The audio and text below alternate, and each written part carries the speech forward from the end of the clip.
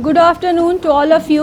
I, Dr. Hina Diwan, take an immense pleasure to welcome you all to Deep Mind Academy. आप सबका Deep Mind Academy में स्वागत और इस्तकबाल है. A very renowned personality, Sir Nelson Mandela. A very renowned personality, Sir Nelson Mandela, has once said, "Education is the best weapon which you can use to change the entire world." And with this basis, we have laid the foundation of Deep Mind Academy. Before proceeding and starting the program, let me introduce myself. I, Hina Diwan, have done PhD from Banaras Hindu University, and I have also done my graduation from there only. Apart from that, I am also, by God's grace, I am also a gold medalist holder. We have kept this program. Today we have kept this program on the occasion of Mathematics Day in order to celebrate the birth anniversary of Srinivasan Ramanujan. Srinivas Ramanujan was born on 22nd December in Tamil Nadu. He was a self-taught mathematician famous for his extraordinary intuitive contribution for number theory, infinite series, continued fraction and mathematical analysis. For celebration of this occasion, we have with us our director sir, who is the founder and director of Deep Mind Academy. Apart from that, we have also having Dr. Asif sir, who is professor of mathematics in Aligarh Muslim University, and Dr. Nazim Khan, who is teacher in NIT Calicut. Now, I would like to request director sir to start this program and share his valuable thoughts with all of us.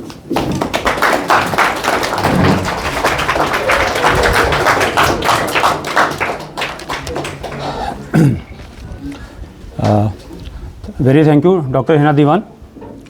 I welcome you all through the bottom of my heart at Deep Mind Academy. मैं आप सभी का तहे दिल से खैर मकदम करता हूँ अपने डीप माइंड एकेडमी इंस्टीट्यूशन में. और मैं अपनी बात एक अशार से शुरू करता हूँ कि नहीं तेरा नशे मन कसर सुल्तानी के गुंबद पे, नहीं तेरा नशे मन कसर सुल्तानी के गुंबद पर, तू शाहीन है कर बसेरा पहाड़ों की चट्टानों में. नशेमन का मतलब होता है घर, होम, ठीक है. और कसर सुल्तानी, सुल्तान का महल. तो कसर सुल्तानी के गुंबद पे सुल्तान का महल है, उस पे जो टॉप पे होता है, तो वहाँ पे शाहीन उसको कह रहा है कि शाहीन मतलब ईगल होता है, चील को. तो शायर ये कहना चाहता है कि जो चील है, चील कभी भी महल, जो राजा का महल है, उसके गुंबद पे नहीं बैठा करता है. शाहीन जो है हमेशा पहाड़ों की चट्टानों में रहता है. एक ये सिंबल है, इसको इस तरह से हम समझ सकते हैं कि ख़ास तौर से बच्चों के लिए, कि बच्चों के बेटा आप लोग की अपनी लाइफ में हमेशा देखिए आसान ज़िंदगी मत जिए कि जैसे सुबह 9 बजे सो के उठ रहे हैं, रात में 2 बजे सो रहे हैं, 3 बजे सो रहे हैं, सुबह 9 बजे उठ रहे हैं. एकदम लेज़ी पना है ज़िंदगी में. जब मन किया कहीं चले गए, पढ़ाई लिखाई से कोई वास्ता नहीं है. तो ये अगर लेज़ीनेस अगर इंसान की ज़िंदगी में है तो कभी भी वो सक्सेस नहीं पा सकता. तो इस वजह से यहाँ पे बात हो रही है कि पहाड़ों की चट्टानों में, पहाड़ों की चट्टानों का मतलब ये होता है कि आपको मेहनत करनी है, कड़ी मेहनत करनी है, वो भी एक लगातार एक कंसिस्टेंसी के साथ. जिस दिन आप मेहनत करना शुरू कर देंगे उस दिन इंशाल्लाह आपकी कामयाबी आपके कदम चूमेगी. कभी भी आपको कोई पीछे नहीं कर सकता है. और अब यहाँ से मैं अपनी मैं चाहूँगा कि अपना ब्रीफ दूँ, लेकिन ब्रीफ देने से पहले मैं आपको तारुफ कराना चाहूँगा अपने डीप माइंड एकेडमी के जो हमारी फैकल्टीज़ है. तो यहाँ पे सबसे पहले डॉक्टर उजरा दीवान है. डॉक्टर उजरा दीवान ने इन्होंने केमिस्ट्री से पीएचडी की है BHU से, बनारस हिंदू यूनिवर्सिटी, वहाँ से इन्होंने पीएचडी की है. उसके बाद डॉक्टर तरन्नुम बानो हैं, इन्होंने भी पीएचडी की है मैथमेटिक्स से AMU से. पीएचडी जो टर्म है ना, पीएचडी डॉक्टर ऑफ फिलॉसफी कहलाता है. एक्चुअल में ये एक तरह से एजुकेशन के फील्ड में सबसे हायर एजुकेशन है. आप जैसे 10th करते हो, 12th करते हो, उसके बाद BA BSc करते हो, 3 साल का कोर्स होता है, उसके बाद MA MSc करते हो, 2 साल का कोर्स होता है. लेकिन PhD जो होता है 5 साल का एक तरह से कोर्स होता है. और अगर PhD करने के बाद समझ लीजिए कि आपको डॉक्टरेट की एक डिग्री मिलती है, वो हायर एजुकेशन होता है. उसके बाद भी पढ़ाई, तो कभी पढ़ाई का सिलसिला देखिए कभी रुक नहीं सकता है. पढ़ाई ज़िंदगी भर इंसान को करना है, ठीक है. लेकिन अगर एक तरह से इस तरह बात करें तो डॉक्टर पीएचडी जो होता है आदमी, एक तरह से टॉप मोस्ट एजुकेशन की फील्ड में टॉप मोस्ट डिग्री होती है। साथ ही साथ हमारे डॉक्टर हिना दीवान हैं, इन्होंने लॉ में पीएचडी किया है, बीएचयू से ही किया है, और इन्होंने एलएलएम की ये गोल्ड मेडलिस्ट भी रही हैं। और इन्होंने जुडिशियल सर्विसेज का इंटरव्यू भी दिया। इंटरव्यू इन द सेंस कि जो जज बनने की जो पूरी प्रक्रिया होती है, जो आपके कोर्ट, मुंसफ कोर्ट में, हाई कोर्ट में ये जो डिस्ट्रिक्ट जज बनते हैं, तो ये डिस्ट्रिक्ट जज किस प्रोसेस से बनते हैं, उनका एक पूरा 3 स्टेज होता है। एक प्रिलिमिनरी का होता है, एक प्रीलिम्स होता है, एक मेंस होता है, फिर एक इंटरव्यू का स्टेज होता है। तो इन्होंने सारे स्टेजेस को क्लियर किए हैं अल्हम्दुलिल्लाह। लेकिन फाइनली इंटरव्यू में 1-2 नंबर से कुछ कमियां थी, उसी कमियों को हम डिस्कस करेंगे यहाँ पे कि वो कमियां क्या थी जिसकी वजह से ये क्वालिफाई नहीं कर सकी फाइनल एग्जामिनेशन। लेकिन फाइनल एग्जामिनेशन क्वालिफाई नहीं कर सकी, लेकिन ऐसा नहीं है, बहुत ही एक्सपोजर था इनके पास। तो इस चीज़ को कंटिन्यू करते हैं। बाकी हमारी और भी फैकल्टीज़ हैं, और आज के दिन हमने एमयू के टॉप के प्रोफेसर डॉक्टर आसिफ खान को इनवाइट किया है इस दिन इस प्रोग्राम के लिए, और मैं इनका शुक्रगुजार हूँ कि इन्होंने यहाँ पे शिरकत की है। साथ ही साथ डॉक्टर नाजिम खान है, ये एनआईटी कैलीकट केरला में ये भी मैथ्स के प्रोफेसर हैं, और ये दोनों लोग, एक हमारे बड़े भाई हैं और एक हमारे छोटे भाई हैं, और दोनों both of them are great mathematician.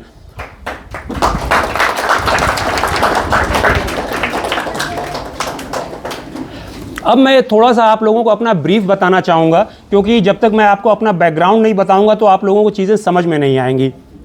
तो ब्रीफ यहाँ से शुरू होता है कि मेरी पैदाइश तो इसी चकिया गाँव की है, ठीक है, परवरिश भी मेरी यहीं पे हुई, लेकिन इसमें बहुत बड़ा रोल मेरे माँ बाप का है। गार्जियन का रोल, पेरेंट्स का रोल बहुत बड़ा होता है। मेरे अब्बू के पास एक सरकारी नौकरी थी, बहुत अच्छी सरकारी नौकरी थी, जितना वो अर्न करते थे उससे बहुत अच्छे से वो लाइफ स्टाइल अपनी कर सकते थे, मेंटेन कर सकते थे। लेकिन उन्होंने अपनी पूरी, मम्मी पापा दोनों ने बहुत ही जद्दोजहद किया है। हम माशाल्लाह 7 भाई थे, 7 भाई हैं, और सबको, और एक बहन, लेकिन सबको पढ़ाने के लिए, और वो भी कॉन्वेंट स्कूल में पढ़ाने के लिए। ध्यान से आप लोग सुनिएगा, कितनी ज़रूरी बातें ये हैं, ये ख़ास तौर से पेरेंट्स और गार्जियन और बच्चों के लिए भी है कि पढ़ाने के लिए, देहाती में कहते हैं ना कि पेट काट के पढ़ाना, तो पेट काट के इन लोगों ने हम लोगों को पढ़ाया। बनारस में इन लोगों ने दाखिला कराया प्राइवेट स्कूल में, और वो भी सनबीम दुर्गाकुंड में एडमिशन कराया था। बनारस का टॉप स्कूल है। आज के वक्त में आप जानते हो यहाँ पे सनबीम मुगल सराय, सनबीम चकियाँ खुल चुका है, लेकिन हमारे वक्त में सनबीम दुर्गाकुंड और सनबीम भगवानपुर हुआ करता था, और बनारस का टॉप इंस्टीट्यूट था और सबसे ज़्यादा फीस लेता था। लेकिन उसमें भी ऐसे स्कूल में इन लोगों ने हम सबको पढ़ाया। प्राइवेट स्कूल में जाने का एक ये फ़ायदा हुआ, सरकारी स्कूल में ये लोग हमें एडमिट करा सकते थे, लेकिन वो एजुकेशन, वो क्वालिटी एजुकेशन जो यहाँ पे बच्चे, जो गांव में हम देख रहे हैं कि हमारे चकियाँ जैसे गांव में वो एजुकेशन नहीं मिल पा रही है, वही हाल हर जगह सरकारी स्कूल में है।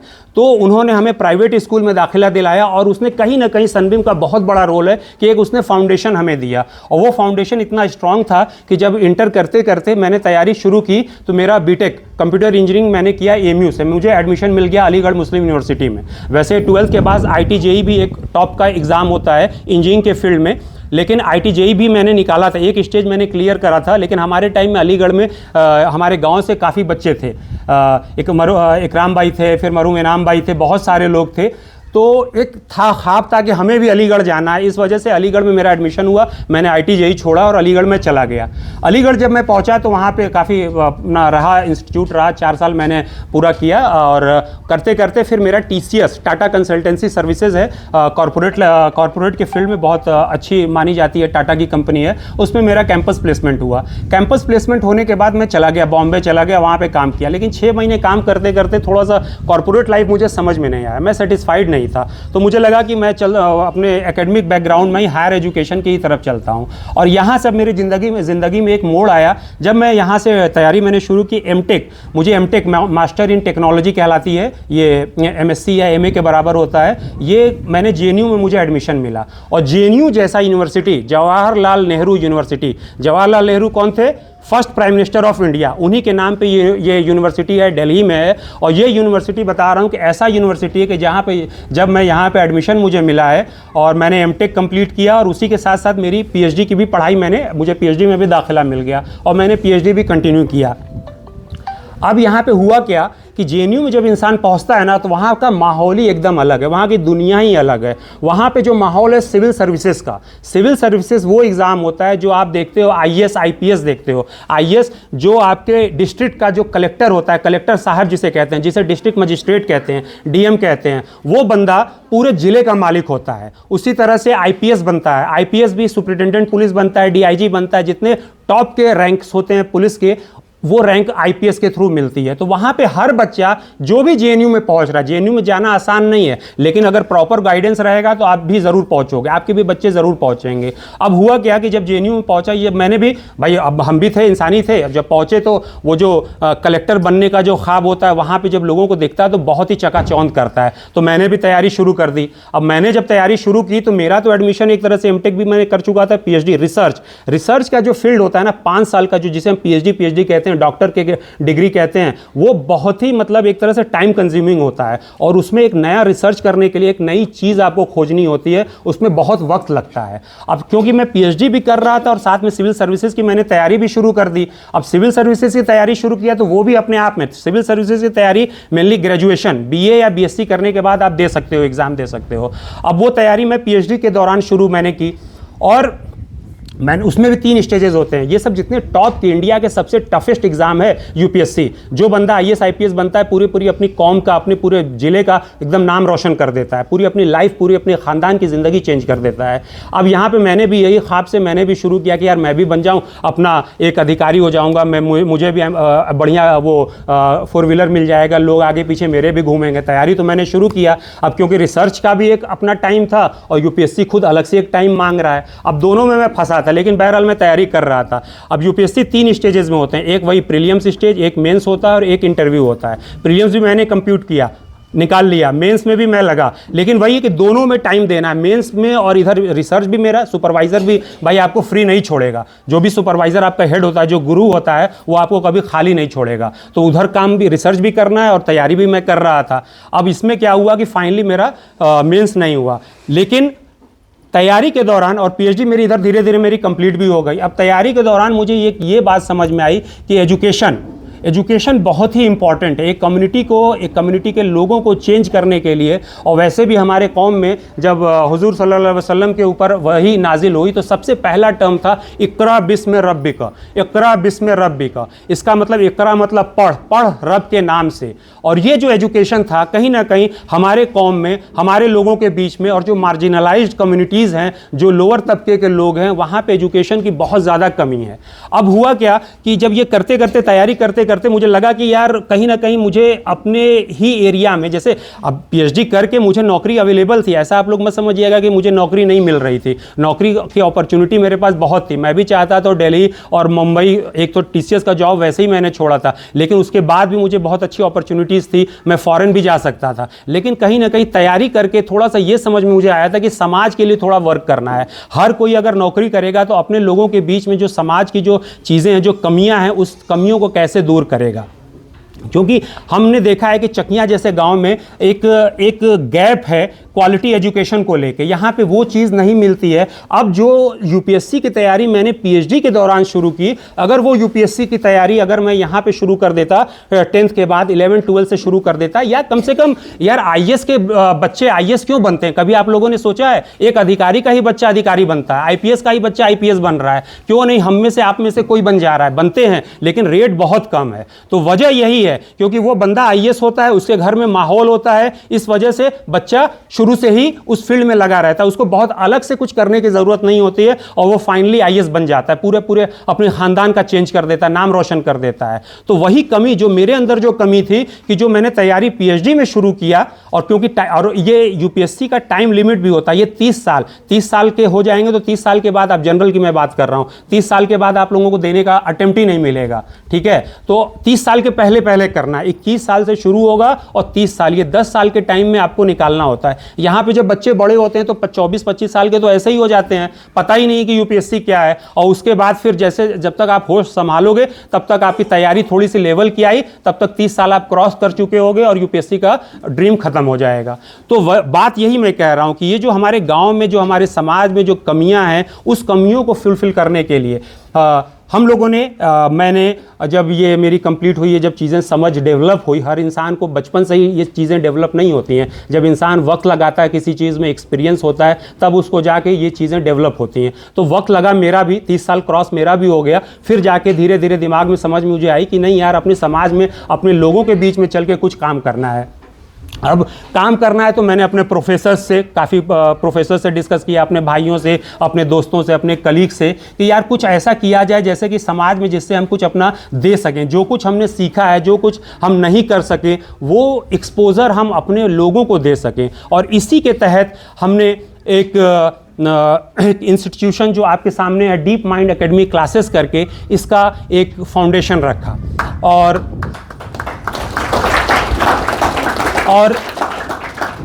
इसका फाउंडेशन रखा। और इस बात को मैं एक अशार से कंप्लीट करना चाहूँगा। चले थे अकेले ही जानिबे मंजिल, चले थे अकेले ही जानिबे मंजिल, मंजिल की ओर हम अकेले ही चले थे अकेले ही जानिबे मंजिल, मगर लोग जुड़ते गए और कारवां बनता गया। तो इस तरह से मेरी पूरी टीम तैयार हुई है। और सिर्फ ये यूपीएससी की बात नहीं है, आप 11-12 के बाद आपको इंजीनियरिंग करना है, IIT JEE है, नीट है, मेडिकल के लिए आपको अच्छे इंस्टीट्यूट में जाना है, JNU हुआ, BHU हुआ, AMU हुआ, जामिया हुआ, आप लोग देख लीजिए कि अपने इदारे में कितने लोग इन इंस्टीट्यूशन में पहुंच रहे हैं। बहुत कम ही है, कोई नहीं पहुंच पा रहा है। बहुत रेट जो है, जो जितने लोगों को पहुंचना चाहिए वो लोग नहीं पहुंच पा रहे हैं। इस वजह से ये जो टॉप के सेंट्रल यूनिवर्सिटीज़ हैं, इसमें पहुंचने के लिए बहुत ज़रूरत है कि हम आज से ही मेहनत करें। आप लोग 9-10 के स्टूडेंट हैं, लेकिन ये मत समझिएगा कि ये बातें आप लोगों के लिए नहीं है, आप ही लोगों के लिए खास तौर से है कि अब बेटा, अगर आज से अगर आप मेहनत करोगे, कोशिश करोगे एक बेहतर एजुकेशन के लिए, तो कल आप अपना खुद लिखोगे। ठीक है।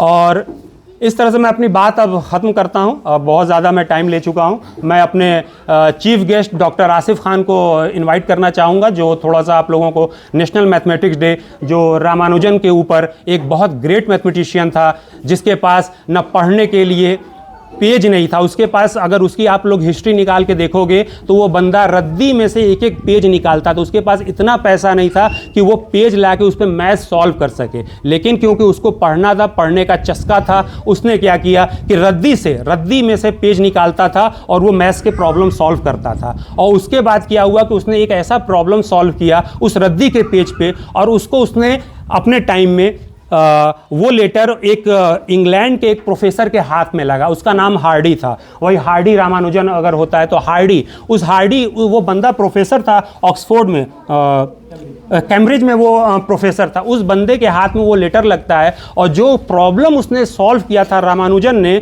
उस प्रॉब्लम को देख के वो बंदा, वो जो हार्डी जो प्रोफेसर था, वो ये सोचता है या तो ये कोई पागल इंसान है या तो बहुत ग्रेट जीनियस मैथमेटिशियन है। और जब इस एक थ्योरम के बेसिस पे फिर वो बंदा जो प्रोफेसर हार्डी है, जो इंग्लैंड में बैठा हुआ है, उसने इस बंदे को, रामानुजन को कॉल किया, और ये यहाँ से फिर लंदन जाता है, और फिर जाके क्योंकि और आगे चलते लंदन पहुँचता है, काफ़ी ये वर्क भी करता है, लेकिन इसकी बचपन में ही इतना ये गरीब था कि खाने को उसको पैसे नहीं थे बहुत सारी, तो बचपन में ही थोड़ा ये बहुत कमज़ोर हो गया था। और लंदन में भी पहुंचता है तो थोड़ी सी हेल्थ की प्रॉब्लम इसको थी, और ये बहुत, मुझे लगता है 29 या 30 साल ही जी पाया है। लेकिन 29 से 30 साल में इसने इतने कारनामे किए हैं मैथमेटिक्स के फील्ड में, मैथ्स के फील्ड में, कि आज भी लोग, उसने बस वो कह दिया कि ये स्टेटमेंट है, लेकिन उस वक्त के मैथमेटिशियन वो प्रूफ नहीं कर पा रहे थे। आज जाके उसके दिए हुए थ्योरम्स आज प्रूफ हो रहे हैं, 100 साल बाद, 50 साल बाद ये प्रूफ हो रहे हैं। तो ज़रूरत है हम सबको मेहनत करने की। ये कभी मत कहिए कि हमारे पास पैसे नहीं हैं या हमारे पास वो चीज़ें अवेलेबल नहीं हैं। हम और हमारी एकेडमी यहाँ पे आ गई। आपको किसी तरह का गाइडेंस चाहिए, आपको किसी तरह का कोई भी एक्सपोजर चाहिए, किसी भी कंपटीशन के रिलेटेड कुछ भी आपको चाहिए, आप आके हमसे मिल सकते हैं, आप आके हमसे बात कर सकते हैं। पूरी हमारी टीम है यहाँ पे, आपको एनी टाइम हेल्प करेगी। और एक बात और मैं लास्ट ये अर्ज़ करना चाहूँगा कि क्लास 6 से 12 ये जो हम कोचिंग चला रहे हैं, ये क्लास 6 से सिर्फ 12 के लिए, बड़े बच्चों के लिए है। और जो एक तरह से जो बेस तैयार होता है वो छोटे लेवल में, जो उम्र होती है 6, 7 साल, 8 साल की, अगर बच्चा उस लेवल में सिंसियर हो गया, थोड़ा सा पढ़ाई लिखाई की फील्ड में अगर आ गया, तो उसके लिए बहुत आगे चल के बहुत आसानी होती है, जिसे कहते हैं फॉर्मेटिव ईयर्स, जो बचपन का एज होता है। तो इस वजह से एक हमारा और प्रोजेक्ट है, फरवरी लास्ट में हम एडमिशन शुरू करेंगे।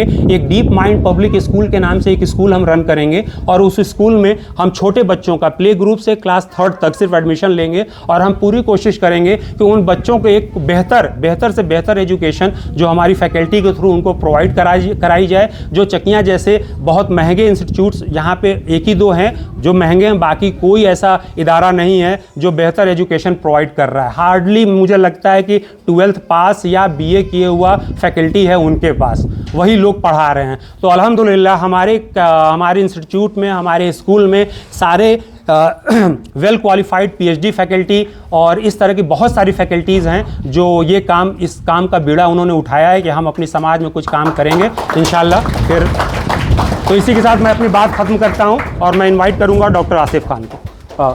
Hina, thank you so much director sir for sharing your valuable knowledge. आपने हमें बहुत सारी इन्फॉर्मेशन दी। बच्चों, ये जो भी बातें सर ने बताई, ये कोई कहानी है, स्टोरी की तरह मत सुनिएगा। ये ज़िंदगी में बहुत काम आते हैं। गिर के उठना ही ज़िंदगी का नाम है। आप लड़िए और अपने सक्सेस और मिशन और एम जो भी आपने सोचा है उस सबको पाने का पूरी कोशिश करिएगा। गिरना और उठना ही ज़िंदगी का नाम है। खैर, आपका ज़्यादा समय ना लेते हुए I would like to call our honourable guest doctor Asif Khan, जो AMU में प्रोफेसर हैं मैथ्स के, और वहाँ से यहाँ पे आप सबसे मिलने के लिए आए हैं और आपके अपनी एक्सपीरियंस और नॉलेज और आज के बारे में, मैथ्स और साइंस के इम्पोर्टेंस के बारे में आप सबसे कुछ अच्छी बातें शेयर करेंगे। सर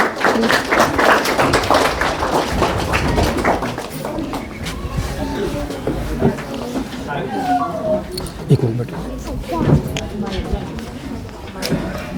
खाली।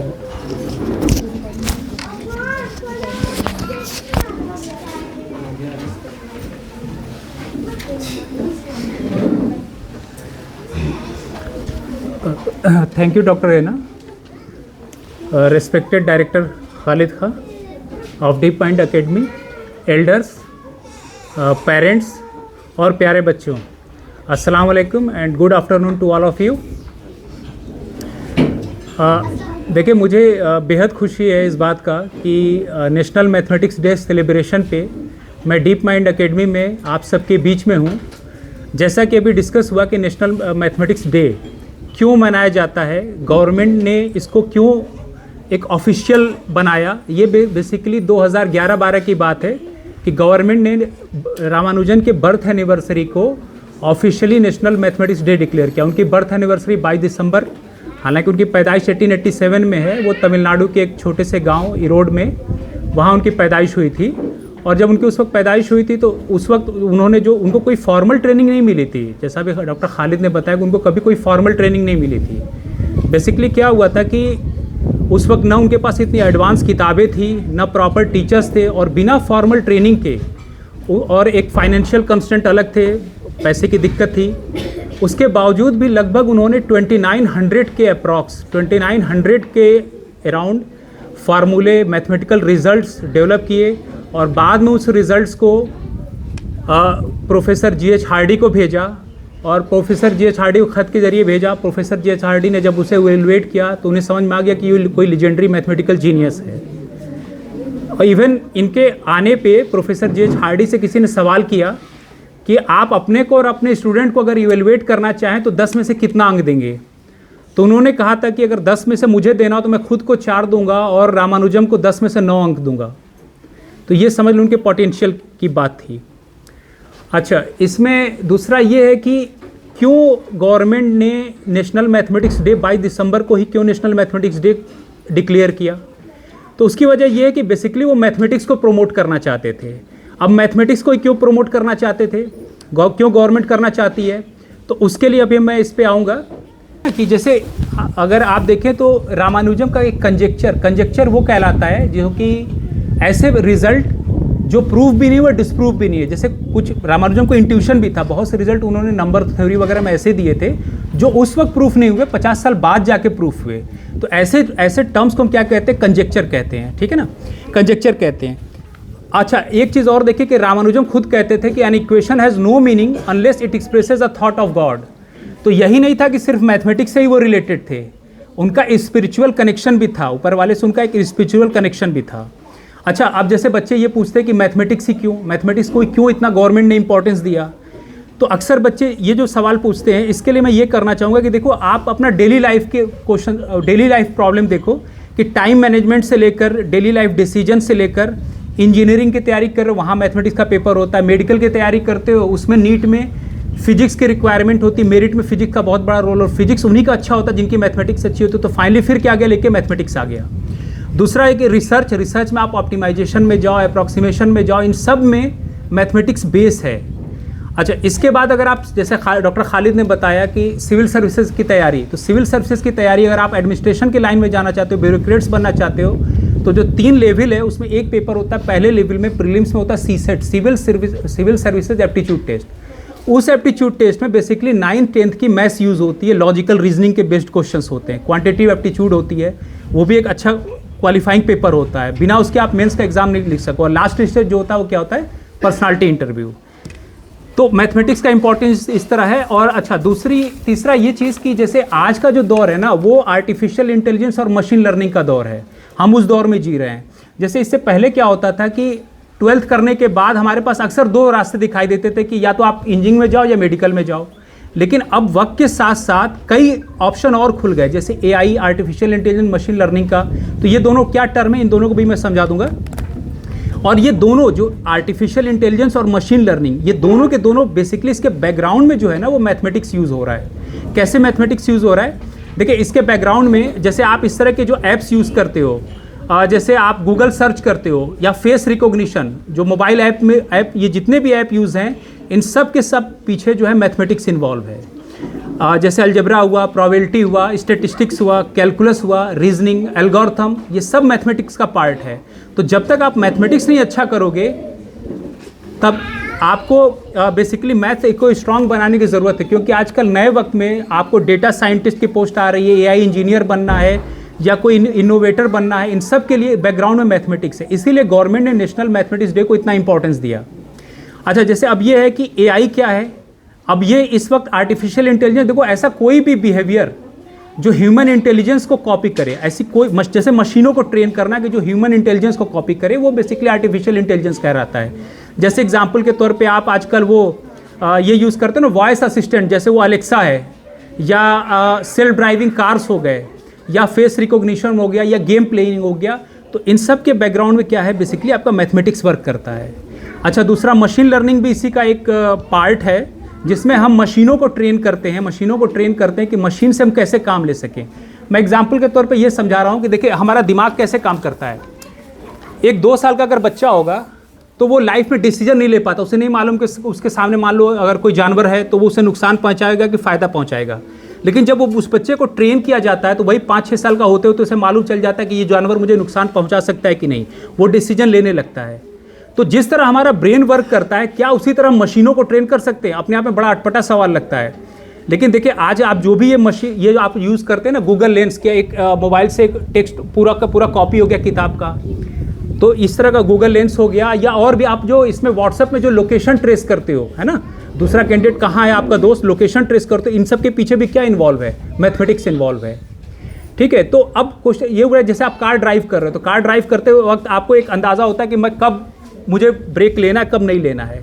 तो बेसिकली हुआ क्या, कुछ रोल आँखों का होगा, आँखों से कुछ सिग्नल जाएगा ब्रेन को, आपको कोई चीज़ अगर चुभती है तो एक सिग्नल जाता है ब्रेन पे, ब्रेन वर्क करता है और फाइनली एक डिसीजन लेता है कि मुझे ये चीज़ नुकसान पहुंचाएगी या फ़ायदा पहुंचाएगी। तो क्वेश्चन है क्या इसी कॉन्सेप्ट को हम मैथमेटिकली फ्रेम कर सकते हैं, क्या मैथमेटिकल मॉडलिंग कर सकते हैं? तो यही है मशीन लर्निंग, मशीनों को ट्रेन करना। मैं एक छोटा सा एक एग्जाम्पल दूँ, थोड़ा सा बिना टाइम लिए हुए, कि जैसे मान लो कोई हॉस्पिटल है, आप बनारस हिंदू यूनिवर्सिटी का हॉस्पिटल उठा ले, हो सकता है एक महीने में 1 लाख मरीज आते हैं, उनकी रेडियो डायग्नोसिस होती है, ठीक है। 1 लाख मरीजों का रिपोर्ट उठाया, उसमें से 20,000 मरीजों का रिपोर्ट उठाया कि इस तरह के सर्टेन सिम्टम्स हैं, इस तरह के कुछ निशानियां हैं, उस पर डॉक्टर ने ये डिस्क्रिप्शन, ये प्रिस्क्रिप्शन दिया, ठीक है। तो उस डेटा पे बचे 80,000 को बिना डॉक्टर को इन्वॉल्व किए हमने मशीनों से काम ले लिया कि इस तरह के सिम्टम्स आएंगे तो हम मशीनों से ट्रेन कर लेंगे। अब डॉक्टर की वहाँ ज़रूरत नहीं पड़ रही। तो अब वही है ना कि अगेन क्या दोबारा क्या ज़रूरत पड़ी मैथमेटिकल मॉडलिंग की। इन सब के पीछे जो बैकग्राउंड में है मैथमेटिकल इक्वेशंस फ्रेम किया जाता है, तो यहाँ पे भी क्या आ गया, मैथमेटिक्स आ गई। अच्छा, इसके बाद मैं कुछ चीज़ें और कहूँगा। अच्छा, अब हम आते हैं कि देखिए दीन हमें बैलेंस, ऑर्डर और मेज़र का कॉन्सेप्ट बताता है। जैसे अगर हम सूरा अल कमर की बात करें वर्स 54:49, तो इसमें अल्लाह ताला फरमाते हैं कि indeed we have created everything with precise measure. Measure कहते हैं माप को, है ना, कि हमने हर चीज़ को एक प्रॉपर मेज़र के साथ पैदा किया। अच्छा, दूसरा है सूरा अर-रहमान वर्स 55:7-9 में देखेंगे कि अल्लाह ने इस कायनात को संतुलन बैलेंस के साथ बनाया। अब जैसे ही बैलेंस आ गया मतलब इक्वेशन इन्वॉल्व हो गया। मेज़र आप कैसे करते, कोई चीज़ कैसे नापते, बिना नंबर्स के यूज़ के आप कोई चीज़ मेज़र नहीं कर सकते। तो जहाँ नंबर आ गया वहाँ क्या इन्वॉल्व हो गई, मैथमेटिक्स इन्वॉल्व हो गई। तो आपका किताब जो अल्लाह का क्रिएट जो वही जो है उसमें देखिए कि खुद मैथमेटिक्स को कितना इंपॉर्टेंस दिया गया। तो इन सब से हमें क्या मिला कि ये यूनिवर्स, प्लेनेट, ह्यूमन बॉडी सब कुछ परफेक्ट कैलकुलेशन के साथ बना है। मैथमेटिक्स हमें अल्लाह की बेसिकली क्रिएशन को समझने में मदद करती है। और ये याद रखें कि इल्म और दीन एक दूसरे के सपोर्टर हैं, है ना। अब एक क्वेश्चन, ये जनरल क्वेश्चन एक ये होता है कि हम बच्चों को कैसे असेस करें। जैसे आजकल एक खास करके देखोगे ना कि आप, जैसे मैं पेरेंट्स से भी कहूँगा कि हमने किसी स्कूल में मान लिया एडमिशन करा दिया, और स्पेशली प्राइवेट स्कूलों की एक शॉर्टकमिंग क्या है कि बच्चों को नंबर बहुत देते हैं। तो हर पेरेंट्स को ये लगता है मेरा बच्चा बहुत अच्छा कर रहा है। ये एक तरह का ये भ्रम भी हो सकता है। आप उसे कैसे चेक करेंगे कि आपका बच्चा अच्छा इवेलुएट कर रहा है, उसकी लॉजिकल थिंकिंग डेवलप हो रही है। तो बहुत से तरीके, लेकिन इसमें से एक जो तरीका है वो ये है कि जैसे इस तरह के जो इंटरनेशनल लेवल के कंपटीशन है, जैसे इंटरनेशनल मैथमेटिक्स ओलंपियाड हुआ, इसकी उनको शुरू से ट्रेन करें। जैसे मैं भी वहाँ पे रेसिडेंशियल कोचिंग एकेडमी का एज असिस्टेंट डायरेक्टर 5-6 साल सर्व किया हूँ। मेरे पढ़ाए बहुत से बच्चे IAS IPS बने, बहुत से लोग स्टाफ सिलेक्शन कमीशन में आए। तो मैंने जो नोटिस किया कि बहुत से बच्चे जो BA MA की डिग्री लेके आ रहे थे, जो नहीं क्वालिफाई किया, एक्चुअल में वो बाद में मेहनत तो करना चाहते थे लेकिन उनकी बेसिक बहुत वीक रही है। हो सकता है BA MA की डिग्री ली हो लेकिन क्लास 5-6 से सही से मैथ्स या इंग्लिश ना आए। तो अब का वक्त बदल रहा है। अब आप अपने आप को सिर्फ डिग्री लेके धोखा नहीं दे सकते। इस नए दौर में जहाँ आर्टिफिशियल इंटेलिजेंस, मशीन लर्निंग का दौर आ गया, वहाँ अपने आप को जो भी आपकी कमियाँ हैं उससे सामने लाएं और उस पर वर्कआउट करें। इसकी करने की ज़रूरत है, ठीक है।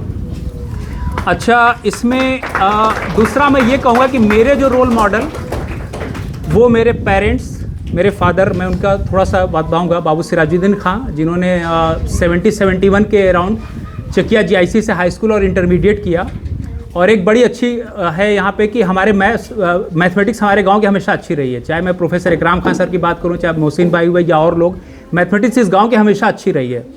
तो अब्बू ने मेरे उस वक्त हाई स्कूल इंटरमीडिएट दोनों में उनके डिस्टिंक्शन है मैथमेटिक्स में। अच्छा, उन्होंने बाद में ग्रेजुएशन में बनारस हिंदू यूनिवर्सिटी में ग्रेजुएशन में एडमिशन लिया। उनका कॉम्बिनेशन था मैथ, स्टेट और इकोनॉमिक्स। ये ग्रेजुएशन फाइनल ईयर का टाइम था और उन सारे थ्योरेटिकल पेपर उनके ओवर हो चुके थे, सब कंप्लीट हो चुके थे। एक स्टैटिस्टिक्स लैब का प्रैक्टिकल रह गया था। उसी वक्त दादा का, बाबू नजमुद्दीन खां का, उस वक्त ब्रेन हेमरेज हो गया और ब्रेन हेमरेज होने की वजह से वो अपनी याददाश्त खो बैठे। अच्छा, याददाश्त खो बैठे तो उनको लगभग 1 साल रिकवरी में लग गया। तो अब्बू खिदमत में लग गए। उन्होंने सोचा कि एक लैब है उसको मैं अगले बार दे दूंगा। तो अब वो, अच्छा, अल्लाह ताला कुछ और मंजूर था। कुछ वक्त बाद उनकी रेलवे में जॉब लग गई। बहुत पहले के एग्ज़ाम दिया था, उसकी ज्वाइनिंग आ गई और आज भी वो उनकी डिग्री ग्रेजुएशन की अधूरी रह गई, ठीक है। लेकिन उनका एक जो मैथमेटिक्स में इंटरेस्ट रहा है ना, और जो दूसरी ईमानदारी, पूरे रेलवे की जॉब उन्होंने ईमानदारी से किया। कभी एक पैसे हराम की कमाई कभी नहीं ली, कोई भी कभी ज़िंदगी में ब्राइब नहीं लिया। ये सब लोग जानते हैं। उनके ऑफिसर्स उन पे इतना यकीन करते थे कि अगर वो कहीं जा रहे हैं तो इंचार्ज उनको बनाना प्रीफर करते थे, ठीक है। अच्छा, उनकी मेंटल कैलकुलेशन और लॉजिकल थिंकिंग हमेशा शानदार रही। हम लोग का जो भी मैथमेटिकल बैकग्राउंड है, चाहे कितना भी क्रिकेट खेले या जो भी किया, लेकिन उसके पीछे कहीं ना कहीं उनका एक दिया हुआ जो मैथ्स का बेसिक जो बैकग्राउंड था ना, वही वर्क किया। कि बाद में जब यूनिवर्सिटी सिस्टम वगैरह में आए तो अल्हम्दुलिल्लाह हमने भी किसी से पीछे नहीं रहे। इवन क्लास के टॉपर्स भी मैथमेटिक्स में सवाल पूछा करते थे और क्लास में अच्छा परफॉर्मेंस था।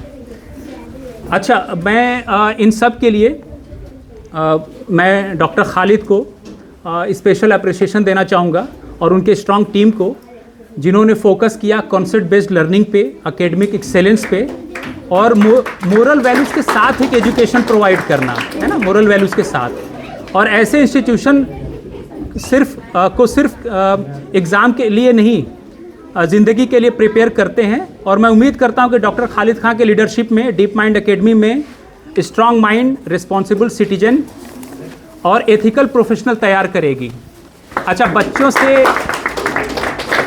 से मेरा ये कहना है कि देखो, मैथमेटिक्स से डरो मत। जैसे एक सब्जेक्ट अगर इंग्लिश या आप हिंदी पढ़ रहे हो तो उसका दुगना टाइम मैथमेटिक्स पे दो, ठीक है ना। और दूसरा मैंने ये बताया कि अपनी कमियों को मत छुपाओ। देखो, आज मैथमेटिक्स में क्या होता है ना, सब इंटरकनेक्टेड है। अगर आपकी मैथ्स अच्छी है ना तो आप एनालिसिस आपकी अच्छी होगी। और मुझे याद नहीं एग्जैक्टली किस में है, जिसमें अल्लाह ताला ये भी कहते हैं कि जैसे अगर थोड़ा सा मैं कहूँ तो कि सूरा कहफ में अगर आप लोग पढ़ेंगे तो सूरा कहफ में मूसा अलैहिस्सलाम को भी सीखना पड़ा था, जबकि नबी थे। वो भी खिज़र अलैहिस्सलाम के पास गए थे, जो 3 वाक़या हैं, जिसमें पहला वाक़या था कि वो एक नाव खिज़र अलैहिस्सलाम से कहा कि मुझे आपके साथ सीखना है। तो उन्होंने पहले मना किया, बोले अच्छा आप मेरे साथ चलेंगे तो आपको कुछ बोलना नहीं है जब तक कि मैं जवाब न दूँ। तो वो पहला वाक़या वो आपको याद होगा कि पहले वो नाव के में साथ में गए और जब नाव से ये लोग उतरे तो उन्होंने नाव में छेद कर दी। दूसरा वाक़या ये कि एक बच्चा था जो कि नाफरमानी करता था, उसको इन्होंने कत्ल कर दिया। तीसरा वाक़या में ये है कि इन लोगों को एक गांव में गए, उन्होंने खाना वाना मांगा होगा, वहाँ के लोगों ने खाना देने से मना कर दिया। और एक बच्चे का, एक घर का 2 अनाथ बच्चे थे, वहाँ एक दीवार गिर रही थी तो उसको इन्होंने सीधा किया। तो उस पर आप ये प्रॉफिट मूसा जो थे ये बड़े नाराज़ हुए कि आपने क्यों, आपको भूख लगी थी, लोगों ने खाना भी नहीं दिया और आपने मेहनत भी की और उसका पैसा नहीं लिया। तो बाद में उसको उन्होंने सलूशन बताया। अल्लाह ताला उनको अलग से नॉलेज दे रखी थी कि पहले नाव में छेद इसलिए किया था कि आगे एक जालिम राजा रहता है, वो लोगों की नाव छीन लेता है, तो अभी छेद कर दूंगा तो ये इसमें खराबी देख के, क्योंकि इसकी रोज़ी रोटी से चलती तो वो नहीं लेंगे। दूसरा कि वो बच्चा जो है नाफरमानी करता है, उसकी जगह अल्लाह ताला से दुआ की कि उसे नेक औलाद दें। और तीसरा जो है कि उस बाप का, वो उसका बाप जो था वो बहुत नेक था, तो उसके जाने के बाद भी उसके बाप ने दीवार के नीचे खजाने छुपा रखे थे। तो तब जब बच्चे बड़े हो जाए, उनको खजाना मिले, उसकी वजह से क्या किया कि उस दीवार को खड़ा कर दिया, जो कि उस वक्त प्रॉफिट मूसा को ये बात मालूम नहीं थी। तो उनको भी सीखने के लिए जाना पड़ा, ठीक है ना। तो जिसके पास नॉलेज होता है आपको जाना पड़ता है। ये सूरा कहफ की स्टोरी। और ये भी है कि आपको कहा गया ना कुरान को ठहर रुक रुक के पढ़ने को। मुझे एग्जैक्टली याद नहीं किस उसमें है, सूरज मुज़म्मिल या किस में, मुझे एग्जैक्टली मैं भूल रहा हूँ। तो अब देखो, रुक रुक के ठहर के पढ़ने क्या मतलब, एनालिसिस। और मैथमेटिक्स में क्या है, एनालिसिस, ठीक है ना। तो आप जो पढ़ रहे हैं, आपका काम है कि मेहनत करना है। तो मैथ से डरना नहीं है, उससे अपना दोस्त बनाना है। क्यूरियोसिटी रखो, क्वेश्चंस पूछो, डिसिप्लिन रखो। देखो, मेहनत करो और मांगना किससे, अल्लाह ताला से। हमेशा याद रखो, मेहनत करना और मांगना किससे है, अल्लाह ताला से, है ना। तो मैं एक बार फिर से डीप माइंड एकेडमी को नेशनल मैथमेटिक्स डे जैसे मीनिंगफुल इवेंट के लिए मुबारकबाद देता हूँ, जिसमें हम लोग मैथमेटिकल लॉजिक, मैथमेटिक्स की ब्यूटी और इन सब पे डिस्कशन हुआ। और अल्लाह ताला इस इंस्टीट्यूशन, टीचर्स और स्टूडेंट्स को कामयाबी, इल्म और हिकमत अता फरमाए। शुक्रिया।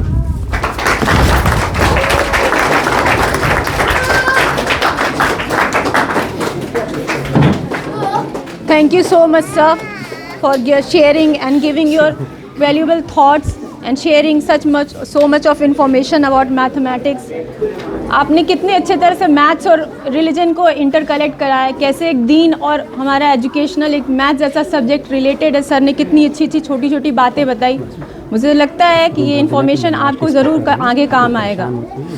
अब मैं अपने next guest doctor Nazim Khan को बुलाना चाहूँगी, जो NIT कैलीकट में प्रोफेसर हैं। Sir, please come forward and give some valuable information to our students. Assalamu alaikum. Good afternoon to everyone. Thanks, Dr. Hina Diwan. First of all, I would like to give thanks to Director Khalid Khan for valuable, you can say, इस academy को start करने के लिए जो इन्होंने जो पहला कदम लिया, मैं इस चीज़ के लिए अप्रिशिएट करना चाहता हूँ।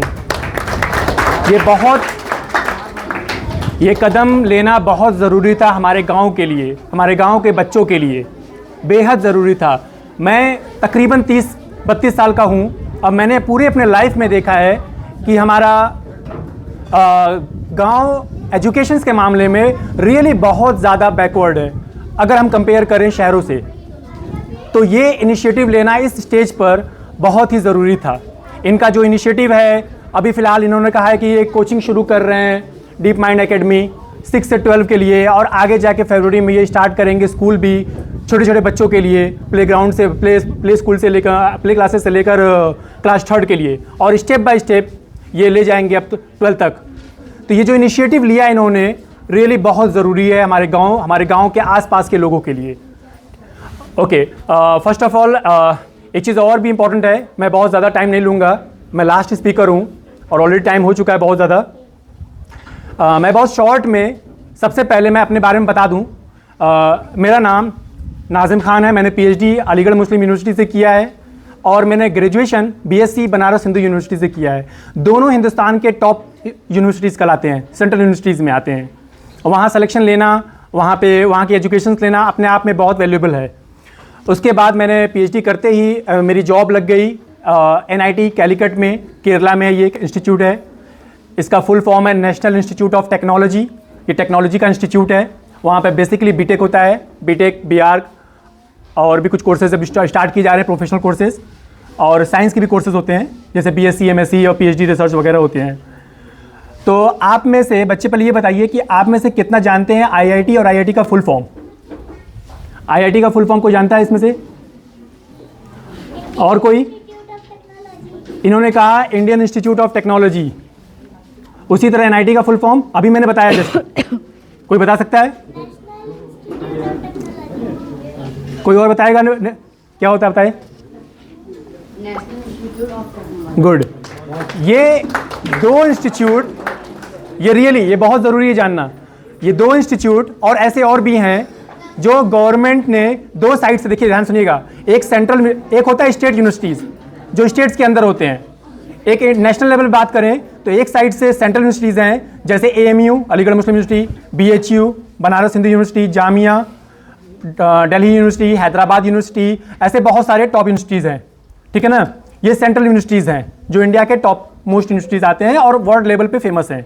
उसी तरह से दूसरे साइड से टेक्नोलॉजी के मामले में सबसे नंबर 1 पे आता है IIT, Indian institute of technology. उसके अंडर उसी के इक्विवेलेंट और थोड़ा सा नीचे कह सकते हैं नेशनल इंस्टीट्यूट ऑफ टेक्नोलॉजी। एक और होता है IIIT, Indian institute of technology and information करके है, इंफॉर्मेशन एंड टेक्नोलॉजी, IIIT। ये सारे के सारे टॉप इंस्टीट्यूट्स हैं और ऐसे और भी हैं। जैसे मैं एग्जांपल दे दूं, नीट, कितने लोग जानते हैं नीट के बारे में? इसमें से नीट बताइए, मैं स्टूडेंट से पूछ रहा हूँ। नीट जानते हैं? मेडिकल की तैयारी होती है डॉक्टर्स बनने के लिए। तो जैसे इंजीनियर बनने के लिए BTech करते हैं लोग और उसकी तैयारी BTech के लिए सेंट्रल बहुत सारे सेंट्रल यूनिवर्सिटीज़ में कराती है और IITs कराती है, NITs कराती है। उसी तरीके से डॉक्टर्स बनने के लिए नीट का एग्ज़ाम देना होता है 12th लेवल पे। तो ये जो इंस्टीट्यूट्स हैं ये one of the top institutes हैं और यहाँ जाने के लिए, यहाँ पहुँचने के लिए आपको अपने स्कूल लेवल से बेसिक फाउंडेशंस आपको स्ट्रॉन्ग करने होंगे अभी से, ठीक है। अच्छा, तो मैंने कहा कि मैं NIT कैलिकट में प्रोफेसर हूँ, वहाँ पे मैथमेटिक्स का फैकल्टी हूँ, ठीक है। मैं बहुत ज़्यादा डिटेल में नहीं जाऊँगा क्योंकि ऑलरेडी एक इनॉग्रेशंस में मैंने अपना डिटेल बता रखा है। जो लोग नए हैं बस उनको थोड़ा सा तारुफ करना था। मैं सबसे पहले नेशनल मैथमेटिक्स डे के ऊपर थोड़ा सा एक ब्रीफ में रामानुजन के ऊपर बोलना चाहता हूँ। ऑलरेडी डॉक्टर आसिफ खान ने डिटेल में बताया उनकी पैदाइश, उनका जर्नी, उनकी फैमिली बैकग्राउंड, कितने वीक थे फिर भी वो बहुत ज़्यादा डेडिकेटेड थे अपने एजुकेशन को लेकर। पता है स्कूल लेवल पे जब वो थे मैथमेटिक्स में इतना ज़्यादा वो खोए रहते थे कि हर वक्त वो मैथ्स के ही प्रॉब्लम सॉल्व करते थे, मैथ्स करते थे, लेकिन और सब्जेक्ट में वो अक्सर फेल हो जाते थे। इतना बड़ा जीनियस जो मैथ्स में टॉप कर रहा है लेकिन बाकी सब्जेक्ट्स में क्या हो जा रहा है? फेल हो जा रहे हैं। क्यों हो जा रहे हैं? क्योंकि वो टाइम नहीं देते थे उन सब्जेक्ट्स को, जिसके वजह से उनका हायर एजुकेशन इंडिया में उन्हें नहीं मिल पाया, उन्हें नहीं मिला, एडमिशन ही नहीं हुआ उनका। क्योंकि जब आप और सब्जेक्ट्स पास नहीं करेंगे, परफॉर्म अच्छा नहीं करेंगे तो आपको एजुकेशन नहीं मिलेगा, मतलब आपको एडमिशन नहीं मिलेगा, आपकी एजुकेशन नहीं होगी। तो एक वक्त की बात है कि 1913 में, इनकी एक बहुत फेमस हिस्ट्री है, 1913 में इन्होंने एक प्रॉब्लम जो सॉल्व किया था, इन्होंने एक लेटर में लिख के पोस्ट कर दिया इंग्लैंड, हार्डी के पास। वो वहाँ का कैम्ब्रिज यूनिवर्सिटी का प्रोफेसर। उस वक्त सोचिए, उस वक्त हिंदुस्तान पूरी गुलाम थी अंग्रेज़ों की, उस पीरियड की बात है। वो अभी भी एजुकेशन के लिए कितना तरस रहे हैं कि मुझे हायर एजुकेशन मिले। उस पीरियड में उन्होंने किसको पे पोस्ट किया? इंग्लैंड के टॉप मोस्ट यूनिवर्सिटीज़ को। कौन है वो? हार्डी, जिनका नाम उस पर लिखा होगा, आप ध्यान से देखे होंगे तो उस पर हार्डी लिखा होगा, हार्डी रामानुजन। ये जब उन्होंने उसका लेटर खोला और जब प्रॉब्लम्स देखा, जो भी प्रूफ उन्होंने किया था, जो भी नंबर्स रिजल्ट्स बताया था, वो देख के हैरान हो गए और हैरान हुए। और उसके बाद उन्होंने वही कहा जो अभी डॉक्टर खालिद खान ने बताया था कि या तो ये कोई पागल होगा या कोई जीनियस होगा। इन्होंने क्या किया? उसे इन्वाइट किया और इस पूरे प्रोसेस में लेटर लिखना, भेजना और वापस आना और फिर उनका जाना कम से कम साल 1.5 साल निकल गया। आज के वक्त में अगर मुझे काम करना हो, जैसे डॉक्टर आसिफ सर ने बताया AI के बारे में, आज के जनरेशन में अगर मुझे ये काम करना हो तो मैं 1 मिनट में काम कर सकता हूँ। अभी मैं डॉक्टर हार्डी, अगर वो जिंदा होते, उन्हें मैं मेल लिखता, वो मेरा रिजल्ट्स पढ़ते और मुझे वो रिप्लाई कर देते। तो ये कम्युनिकेशन है, यहाँ पे टेक्नोलॉजी का रोल है कि जो काम पिछले उनके पीरियड में 1-1.5 साल लगता था, वो आज के वक्त में हम 1 मिनट में कर ले रहे हैं। मतलब कहने का मतलब चंद मिनट, चंद सेकंड में कर सकते हैं। समझ नहीं बातें? तो ये टेक्नोलॉजी का रोल है। उस वक्त ये टेक्नोलॉजी नहीं थी, ये कुछ भी नहीं था ऐसा, बहुत टाइम लगता था इन सब चीज़ों में। तो जब उन्होंने इनवाइट किया, रामानुजम वहाँ गए, वहाँ पढ़ाई करना शुरू किया। उन्होंने 1914 से शुरू किया और लगभग 1919 तक वहाँ पे थे और 1919 में वो वापस आ गए क्योंकि उनका हेल्थ कंडीशन बहुत ख़राब हो गया था। हेल्थ कंडीशन ख़राब होने के पीछे वजह भी वही थी, वो सही से टाइम से खाना नहीं खाते थे। इतना ज़्यादा वो डेडिकेटेड थे अपने पढ़ाई को लेकर कि कई बार वो खाना भूल जाते थे। तो ये भी नहीं करना आपको अपने लाइफ में। टाइमली खाना खाना है, टाइमली सोना है, टाइमली पढ़ाई करनी है और टाइमली खेलना भी है। सब काम एक टाइम के हिसाब से करना है, एक बैलेंस के हिसाब से करना है। और उनकी हेल्थ कंडीशंस ख़राब हुई, जिसके वजह से वो ऑलमोस्ट 1919 में वो वापस आ गए, इंडिया वापस आ गए हेल्थ कंडीशन ख़राब होने की वजह से। और 1920 में 1 ही साल बाद उनका डेथ हो गया, मतलब उस दुनिया में नहीं रहे। तो लगभग उनका एज उस वक्त 32 ईयर्स था। एक फेमस वाकया है, जब ये एडमिट थे हॉस्पिटल में, वहाँ पे कैम्ब्रिज में, वहाँ के एक नर्सिंग हॉस्पिटल में एडमिट थे। तो उनके सुपरवाइज़र हार्डी वो मिलने गए उनसे। मिलने गए तो ध्यान सुनिएगा, मिलने गए तो वो जिस टैक्सी से गए थे, टैक्सी पर नंबर लिखा था, 4 डिजिट का नंबर लिखा था। तो उन्होंने क्या मजाक में सिर्फ रामानुजम से मजाक करने के लिए उन्होंने कहा कि मैं आपसे मिलने के लिए जिस टैक्सी से आया हूँ उसका नंबर बहुत बोरिंग नंबर है, उसका नंबर है 1729। उन्होंने नंबर बताया, ठीक है। क्या कहा कि मैं आपसे मिलने के लिए जिस टैक्सी से होकर आया हूँ उस टैक्सी पे क्या नंबर था? 1729। ये 4 डिजिट का नंबर था और कहा कि ये बहुत बोरिंग नंबर है, कोई खास इंटरेस्टिंग नंबर नहीं है। तुरंत रामानुजन ने रिप्लाई किया, जबकि उनकी कंडीशन बहुत ख़राब थी, वो एडमिट थे हॉस्पिटल में, उसी वक्त रिप्लाई किया कि नहीं सर, ये नंबर इतने बोरिंग नहीं है, ये बहुत ही इंटरेस्टिंग नंबर है, इसकी इंपॉर्टेंस बहुत है। उन्होंने कहा कि ये नंबर ये सबसे स्मॉलेस्ट नंबर है जिनको मैं 2 डिजिट के 2 डिफरेंट नंबर्स के सम का क्यूब लिख सकता हूँ। जैसे देखिए मैं बता रहा हूँ आपको, 1 का क्यूब कितना होता है? क्यूब मतलब एक उस नंबर को 3 बार मल्टीप्लाई करना है। 1 का क्यूब 1 और 12 का क्यूब, 12 का स्क्वायर 144। एक बार और 12 से मल्टीप्लाई कर दीजिए, गुड, 1728। और दोनों को ऐड करिए, 1728 प्लस 1 कितना हो गया? 1729। और फिर कहा उन्होंने एक और नंबर दिया, 10 का क्यूब 1000 और 9 का क्यूब 729। अब दोनों को ऐड करिए, तो ये बताया कि ये एक ऐसा नंबर है और सबसे स्मॉलेस्ट नंबर है। 1729 से स्मॉलेस्ट और कोई नंबर नहीं है जिसको मैं 2 डिफरेंट नंबर के क्यूब के सम में लिख सकता हूं, और 2 वेज में, एक 10 क्यूब प्लस 9 क्यूब और दूसरा क्या हो गया 1 क्यूब और 12 क्यूब। तो ये मैं बताने के पीछे मोटिव क्या है पता है? हार्डी अपने किताब में उन्होंने इस प्रॉब्लम को जिक्र किया था। हार्डी अपने किताब में इस प्रॉब्लम को जिक्र किया था और इस पूरे वाक्य को लिखा है, बताया है पूरा कैसे ये हुआ था। और ये बहुत सरप्राइज हो गए कि ऐसे हेल्थ कंडीशन में भी इनका दिमाग कितना तेज काम कर रहा है, अभी भी वो नंबर्स के लिए सोच रहे हैं। इसीलिए उन्होंने कहा था कि अगर मुझे अपने स्टूडेंट्स को और मुझे एक ही स्केल पे अगर क्या करना हो, नंबरिंग देना हो, तो 10 में से मैं अपने आप को कितना दूंगा 4 और अपने स्टूडेंट रामानुजम को कितना दूंगा 9 नंबर दूंगा, क्योंकि वो इसका ब्रेन उनका ऐसा था। और रामानुजम का क्या होता था, इनके साथ क्या प्रॉब्लम है, क्या खासियत क्या थी, जब कोई रिजल्ट वो बताते थे ना तो अक्सर मैथमेटिशियंस को यकीन नहीं होता था। वहाँ के जितने बड़े बड़े मैथमेटिशियंस थे इंग्लैंड के, कोई यकीन नहीं करता था। वो कहता था प्रूफ बताओ, तुम्हारे पास ये आया कैसे अचानक, तुमने सोचा कैसे। तो वो कहते थे कि ये मेरे ख्वाबों में आता है, वो ऐसा कहते थे कि मुझे ये दिखता है, मुझे ये फील होता है ये नंबर, और वो नंबर्स के इसीलिए वो इतना फेमस रहे हैं। और उनके रिजल्ट्स फिर बाद में 20 साल 25 साल 50 साल और अब तक लोग उस पर रिसर्च कर रहे हैं, उनके दिए हुए रिजल्ट्स पे रिसर्च कर रहे हैं और उनके कही हुई बातों को प्रूव कर रहे हैं, और जो कि अब तक ऑलमोस्ट सब सारे रिजल्ट्स सही प्रूफ हुए हैं।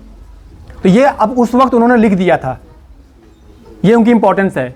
तो ये मेरा पूरा वाकया बताने के पीछे ये मोटिव ये है कि आप चाहे फाइनेंशियली कुछ भी हो, चाहे आप स्ट्रॉन्ग फाइनेंस बैकग्राउंड से आ रहे हो चाहे नहीं आ रहे हो, आपके पास पढ़ने के लिए अच्छी फैसिलिटीज़ है या नहीं है, ये मैटर नहीं करता है। मैटर करता है आपका डेडिकेशन, आप कितना ज़्यादा डेडिकेटेड हैं पढ़ाई को लेकर।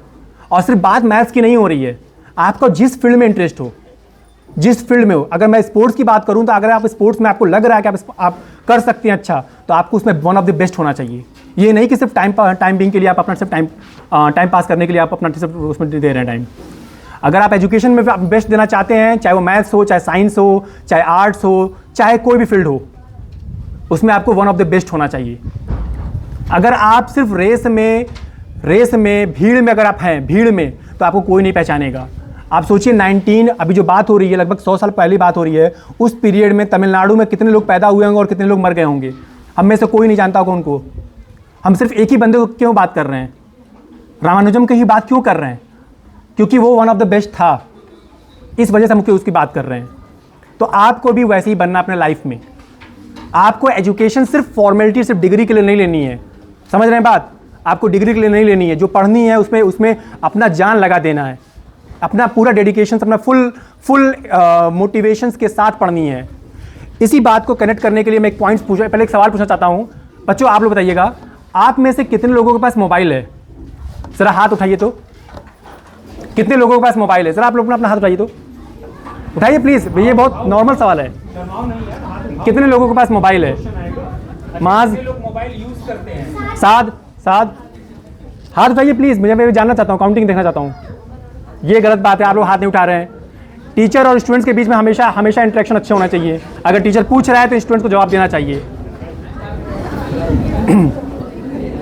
कोई हाथ नहीं उठा रहा है, पता है इसका मतलब क्या हुआ? सबके पास मोबाइल है। और मैं एक बात बताता हूं आप लोग को, और मैं ये भी जानता हूं कि आप लोग मोबाइल्स के एडिक्टेड हैं, मोबाइल से एडिक्टेड हैं। मैक्सिमम बच्चे, मैक्सिमम, चाहे वो वो 2 साल का हो या 3 साल का हो, वहाँ से लेकर जितना भी स्कूल लेवल तक ले लिया जाए, 12th तक ले लिया जाए, इवन ग्रेजुएशन भी ले लिया जाए, सारे के सारे बच्चे मोबाइल के एडिक्टेड हैं। और ये चीज़ अच्छी बात नहीं है, ये रियली अच्छी बात नहीं है। जो मोबाइल के जो फाउंडर हैं, मैं आपको बता रहा हूँ, स्टूडियो बता रहा हूँ, ध्यान सुनिएगा। जो मोबाइल के जो फाउंडर रहे हैं, या जो आज के वक्त में टेक्नोलॉजी के जो सबसे वन ऑफ द कहा जाता है ना जनरेशन, टेक्नोलॉजी के फादर, उनके बच्चों की आप हिस्ट्री जाकर देखिए और उनके घर की सिचुएशन देखिए। उनके घर में एक अलग से कमरा बना होता है जिसमें उनके लैपटॉप और उनके मोबाइल होते हैं, सिर्फ एक कमरा होगा, ठीक है। जब उनको फादर को काम करना होगा तो वो उस कमरे में जाते हैं, अपना काम करते हैं ऑफिस का जो भी करना होगा, उसके बाद वो वापस आ जाएंगे, उस कमरे को लॉक कर देंगे। उनके बच्चों के पास किसी के पास फ़ोन नहीं होता है। वो फादर हैं किसके? टेक्नोलॉजी के। उनके पास कम से कम सैकड़ों करोड़ों उनके पास लैपटॉप मोबाइल्स होंगे। वो चाहते थे अपने हर बच्चों को 10-10 लैपटॉप दे सकते थे, लेकिन नहीं देते हैं। क्यों नहीं देते हैं? क्योंकि ये मोबाइल्स, ये लैपटॉप्स, इनसे क्या होता है, खास करके मोबाइल्स, इनसे क्या होता है, रेज निकलती हैं जो बच्चों के हेल्थ के लिए बहुत ज़्यादा डेंजरस है, बहुत खतरनाक है बच्चों की हेल्थ के लिए। उससे पता है क्या होता है, लगातार एक कांस्टेंट इसको यूज़ करने से आपका ब्रेन सोचना, काम करना बंद कर देगा। आप बहुत कम एज में आप वीक हो जाएंगे, माइंड से, हेल्थ से, बहुत कम एज में। आपकी एक्टिविटी, जो क्रिएटिविटी है ना, वो मर जाएगा बहुत कम एज में। तो मेरा ये रिक्वेस्ट है आप लोगों से कि आप लोग कम से कम मोबाइल देखा करें, जितना ज़रूरत हो, आधा घंटा, 15 मिनट, 20 मिनट, उतना ही यूज़ करिए। मोबाइल्स को कम से कम यूज़ करिए। आपके फ्यूचर के लिए मैं बता रहा हूँ, ये बहुत ज़रूरी है। और इसके लिए मैं आपके पेरेंट्स से भी रिक्वेस्ट करता हूँ कि आप लोग अपने बच्चों को कम से कम मोबाइल दिया करिए। ये नहीं कि बच्चा रो रहा है तो उसे मोबाइल दे दिया जाए चुप करने के लिए। ये शुरुआती स्टेप्स होता है उसको एडिक्ट बनाने के लिए। ये एडिक्शन ऐसा एडिक्शन है कि एक बार लग गया तो उसकी पूरी कैरियर ख़राब हो जाएगी। चाहे कितना ही अच्छा टीचर मिल जाए, कितना ही अच्छा एजुकेशन मिल जाए, वो कभी भी अपने लाइफ में सक्सेस नहीं हो सकता अगर मोबाइल एक बार एडिक्शन लग गया तो। ये बिल्कुल शराब की तरह है, एग्जैक्टली बता रहा हूँ, ये शराब की तरह है। शराब हराम है तो हम लोग जानते कि नहीं पीते हैं, लेकिन मोबाइल भी कुछ हद तक वैसे ही काम कर रहा है, आपका पूरा पूरा टाइम किल कर रहा है। दूसरी बात, मोबाइल, पता है मोबाइल बनाया किसने है? मतलब हमारे ब्रेन ने ही तो मोबाइल्स को बनाया है, ब्रेन का ही तो पूरा काम है। तो मोबाइल के हम गुलाम हुए या मोबाइल के हम गुलाम है या हमारा मोबाइल गुलाम है? क्या होना चाहिए? मोबाइल हमारा गुलाम होना चाहिए। तो मोबाइल हमारे कंट्रोल में होना चाहिए ना। कहने का मतलब हमें अपने आप पे कंट्रोल होना चाहिए कि मोबाइल को कितना यूज़ करना है। ऐसा नहीं लाइफ में होना चाहिए कि हम मोबाइल के एडिक्टेड है, बिना मोबाइल के हमारी ज़िंदगी बेकार है, ये नहीं होनी चाहिए। ये बात समझ में आ रही है आपको? ये बहुत ज़रूरी है, मोबाइल कम से कम यूज़ किया करिए। अब मैं एक पॉइंट दे रहा हूँ क्यों मोबाइल इंपॉर्टेंट है लाइफ में, ये भी ध्यान रखिए। मोबाइल एक्चुअली में टेक्नोलॉजी की बात हो रही है यहाँ पे। टेक्नोलॉजी इंपॉर्टेंट है, टेक्नोलॉजी से आपका काम फास्ट हो जाएगा। जो काम, जैसे अभी जो एग्जांपल हो रहा था, रामानुजम की बात हो रही थी, जो उन्होंने लेटर लिखा और जो लेटर गया आया, ये पूरा प्रोसेस जो हुआ 1.5 साल निकल गया। ये काम टेक्नोलॉजी के बल पे एक दिन या एक हफ्ते में मैं कर सकता हूँ। ये पूरा प्रोसेस एडमिशन तक हो सकता है, सब कुछ। तो ये टेक्नोलॉजी की इंपॉर्टेंस है, इसे यूज़ करना है, यहाँ पे यूज़ करना है मोबाइल को, न कि बैठ के रील देखना है, घंटों अपना लाइफ बर्बाद करना है फालतू चीज़ें देखकर। तो ये बच्चे आप लोग थोड़ा सा प्लीज़ थोड़ा सा इसको पेरेंट्स की बात सुनिए और कम से कम मोबाइल्स को देखिए। जितना ज़रूरत है एजुकेशन को लेकर उतना ही यूज़ करिए। आज के वक्त में पता है बच्चों क्या हो रहा है, एक हाथ में किताब ले रहे हैं और एक हाथ में मोबाइल। कल पहले क्या होता था, एक हाथ में किताब एक हाथ में पेन से लिखते थे, लेकिन अब एक हाथ में किताब और एक हाथ में मोबाइल। जब भी पूछो मोबाइल क्यों मोबाइल हाथ में है, तो लोग कहते हैं कि मुझे सर्च करना है, मुझे उसमें देखना है, मुझे यूट्यूब लेक्चर सुनना है। ये बहाना करते हैं और शुरू करते हैं यूट्यूब लेक्चर देखना। 2 मिनट 5 मिनट देखते हैं यूट्यूब पे, कोई लेक्चर सुनते हैं, बीच में कोई ऐड आएगा, फिर कोई मूवी का कोई ट्रेलर आ जाएगा और वो वहाँ से फिर डिस्ट्रैक्ट होते हैं और कहाँ चले जाते हैं। 3 घंटा निकल गया उस मूवी के सर्च करने में, पूरा वो मूवी देख लेंगे। और एजुकेशन की बात कर रहे थे कि मैं लेक्चर सुन रहा हूँ, वो वहीं रह गया। तो ये डिस्ट्रैक्शन से बचना है। मोबाइल अपने आप में एक डिस्ट्रैक्शन है, इससे बचिए। कोशिश करिए ज़्यादा से ज़्यादा किताब और पेन यूज़ करिए। किताब पढ़िए, पढ़ना है तो किताब से पढ़िए, ना कि मोबाइल सॉफ्ट कॉपी से पढ़िए। मोबाइल से मतलब मोबाइल और वीडियो लेक्चर से पढ़िए, इसको अवॉइड करिए। ये अच्छी चीज़ नहीं है पढ़ना यहाँ से।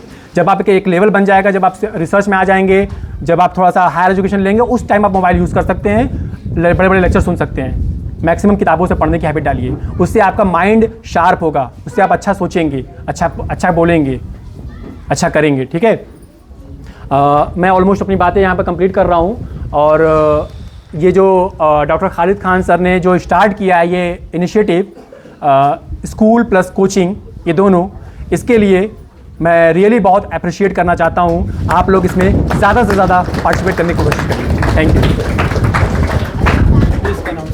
हाँ, बात नहीं। Once again, thank you Nazim sir, director Khalid sir, Asif sir and Nazim sir, आपने बहुत इंस्पिरेशनल बातें कही और हम सब बच्चों को मोटिवेट किया। मुझे यकीन है कि इनकी बातें आपको आपके आगे आने वाली लाइफ की जर्नी में कहीं ना कहीं ज़रूर हेल्प करेगी। अब हमने प्रोग्राम के आगे बढ़ते हुए हमने एक क्विज़ रखा है जो कि 3 लेवल में है, लेवल 1, लेवल 2 और लेवल 3। लेवल 1 में क्लास 6 to 8 हैं, लेवल 2 में क्लास 9 and 10 हैं, लेवल 3 में क्लास 11th and 12th हैं।